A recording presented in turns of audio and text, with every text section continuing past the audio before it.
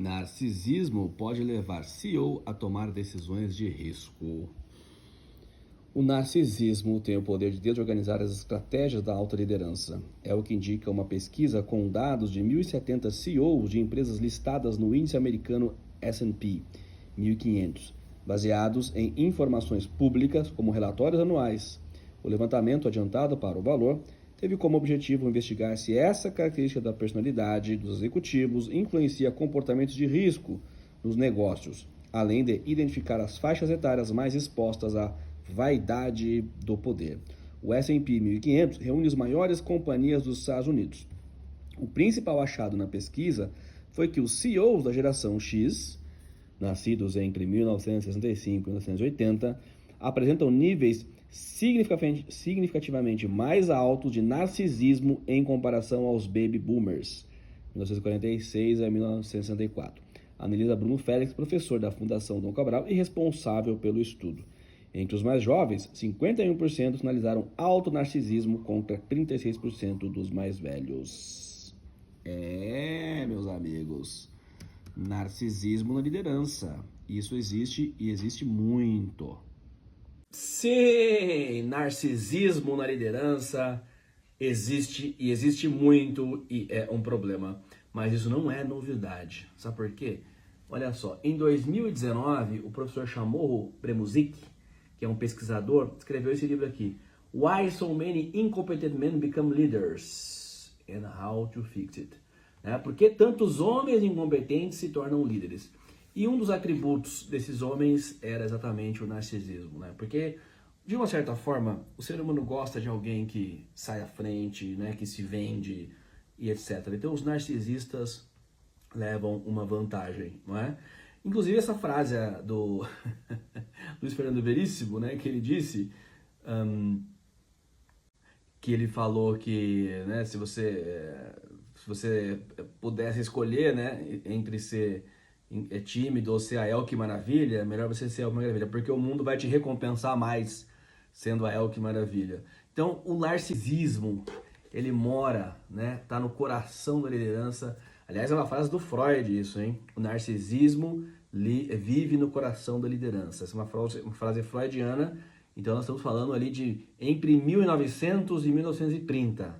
Ou seja, no mínimo, há 100 anos já sabemos disso, no mínimo, que a liderança tem sim um traço narcisista. E este livro do professor Chamorro Premuzic e este outro livro aqui do professor Jeffrey Pfeffer, Leadership BS, também fala da questão, esse aqui é de 2015, também fala da questão do narcisismo na liderança. 2 livros que recomendo para você entender liderança e narcisismo, como essas coisas elas caminham muitas vezes muito juntas e o quanto isso é prejudicial.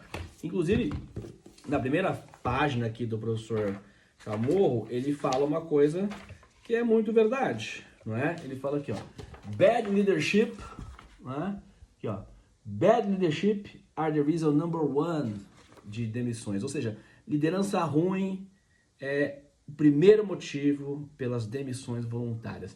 Por que geralmente as pessoas pedem demissão? Por conta de liderança ruim. E se ela for narcisista ainda? Como é que você ensina algo a um narcisista? Como é que você vai ter a humildade para ouvir as pessoas se você é um narcisista?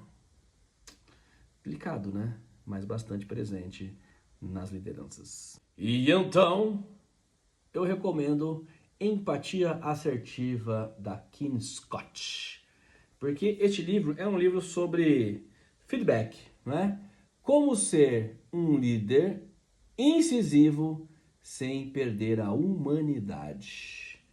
Recomendo este livro aqui. E é deste livro que tem uma frase que eu até postei no sábado, que ela diz o seguinte: quando você está liderando, você se tornou uma pessoa observada. Tá todo mundo te observando. Mas não significa que você ser observado significa que o mundo gira ao seu redor, Então os narcisistas precisam saber disso. Estão sendo observados, mas o mundo não vive ao seu redor, Você está sendo observado, Mas isso não significa que o mundo gire ao seu redor. Ué. Então, você numa posição de liderança, tá todo mundo te observando, mas não significa que o mundo gire em torno de você, né? Ó, astro sol. Não, você não é o astro sol, você não é o astro rei. Não é. Então, olha, esse livro aqui é muito bom, hein? Para você aprender a dar feedbacks e a ouvir feedbacks. E ela fala aqui coisas que eu acho muito interessantes. Por exemplo, ela divide aqui 4 quadrantes para a gente pensar a respeito, tá? Que ela fala o seguinte, ó.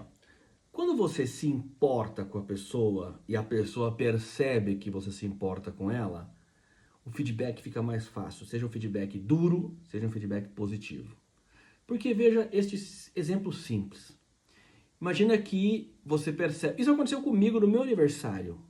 Eu estava lá no palco, dançando e tal, e a minha braguilha estava aberta. E eu não tinha visto.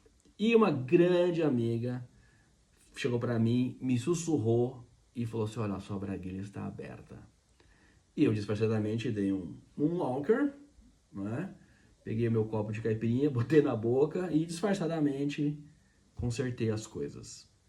Essa minha amiga, ela me deu um feedback, que é o feedback de se importar comigo e ao mesmo tempo corrigir a minha rota.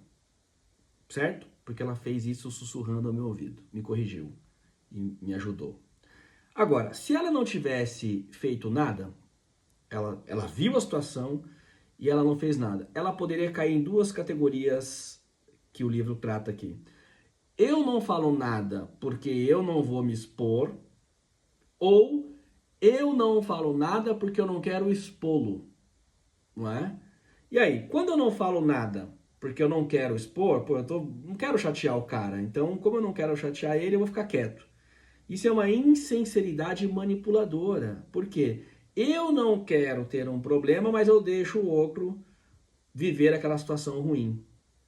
Agora, se eu não falo nada porque eu fico preocupado com o outro, ou seja, mas se eu falar isso, ele vai achar que eu estou prestando atenção em lugares do corpo dele que eu não deveria estar prestando atenção. Ou seja, como eu não quero preocupá-lo, ou eu me preocupo com os sentimentos do outro, eu também não falo nada. Então isso é o que ela chama de empatia ruinosa. Eu me preocupo com o sentimento do outro porque eu acho que ele vai ficar magoado se eu der um feedback, portanto eu não dou o feedback. E o outro continua numa situação ruim. Você não ajudou a pessoa em nenhuma das 2 situações, nem se calando, né, porque você se preocupa com o seu sentimento, nem se calando porque você se preocupa com o sentimento do outro. Você não ajudou. Então essa é uma empatia ruinosa ou uma insinceridade manipuladora. Agora, se ela tivesse, no meio da festa, gritado lá do salão, sua braguilha tá aberta! O que é isso? Isso é uma agressão detestável, né? Porque ela me colocaria numa situação vexatória e ficaria um clima horroroso na festa. Então, essa é o tipo da sinceridade que é uma agressão.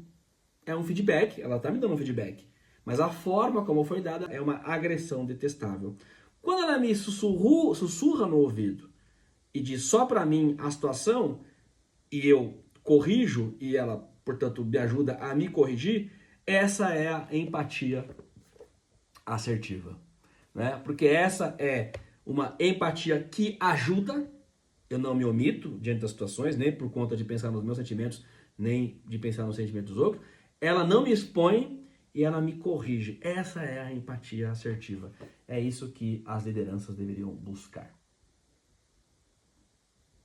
Isso é uma das coisas mais difíceis e que as pessoas mais têm dúvidas.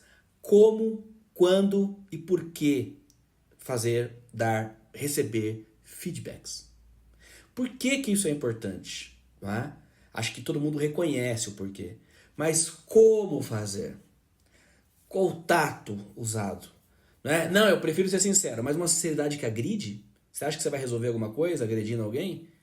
Não é? Eu fui muito sincero, mas a sua sinceridade foi agressiva. A outra pessoa não se sensibilizou. Portanto, não vai haver mudança de comportamento. Pelo contrário, vai haver um recrudescimento daquele comportamento. Então, aprender a dar feedback é uma coisa que todos nós deveríamos investir algum tempo. E aí, eu faço uma provocação para você. Te interessaria fazer um curso sobre como dar feedbacks? Em que situações dar feedbacks? Como dar feedbacks para pessoas difíceis? Você acha que seria legal reunir tudo isso sobre feedback e você faria esse curso? Se você faria, escreva aqui embaixo ou me manda uma mensagem dizendo eu topo, que eu vou elaborar esse curso e vou te convidar.